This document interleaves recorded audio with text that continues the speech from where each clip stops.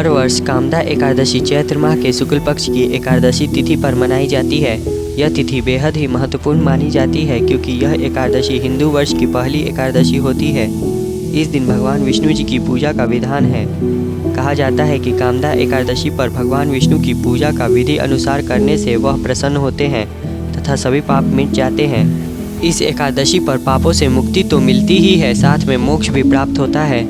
जो भक्त कामदा एकादशी पर भगवान विष्णु की पूजा करता है तथा कथा करता है या सुनता है, उसे संपूर्ण फल मिलता है। कामदा एकादशी व्रत करने वालों भक्तों के जीवन में सुख समृद्धि बनी रहती है। बहुत समय पहले भागीपुर नामक एक गांव में पुंडरीक नामक एक नागों का राजा था, जहां अप्सराएं, गंधर्व और किन्नर रहते थे। इन्हीं अप्सराओं में से एक अति सुंदर अप्सरा थी जिसका नाम ललिता था। वह अपने पति ललित के साथ इस राज्य में रहती थी। ललित नगर दरबार में गायक और नृत्यक था। ललिता और ललित एक दूसरे से बहुत प्यार करते थे। एक दिन राजा पुंडरीक के दरबार में करकोटक नाम के एक नाग देवता मौजूद थे। ललित को गाने का आदेश देकर राजा पुंडरीक करकोटक नाग देवता के साथ आनंद ले रहे थे। ललित गाने में लीन था, तभी उसे अपनी पत्नी की याद आ गई। इसकी वजह से उससे गाने में भूल हो गई।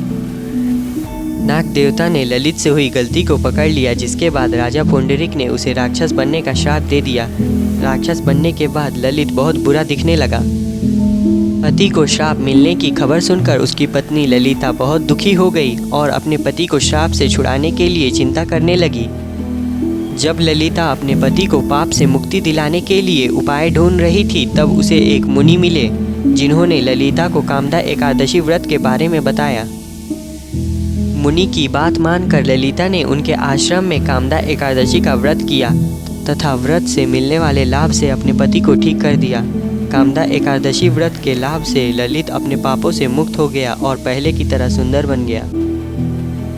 कामदा एकादशी व्रत की विधि कुछ इस प्रकार है कि एकादशी का व्रत निर्जला किया जाता है। सुबह स्नान करके सफ़ेद पवित्र वस्त्र पहने और भगवान विष्णु की पूजा करें।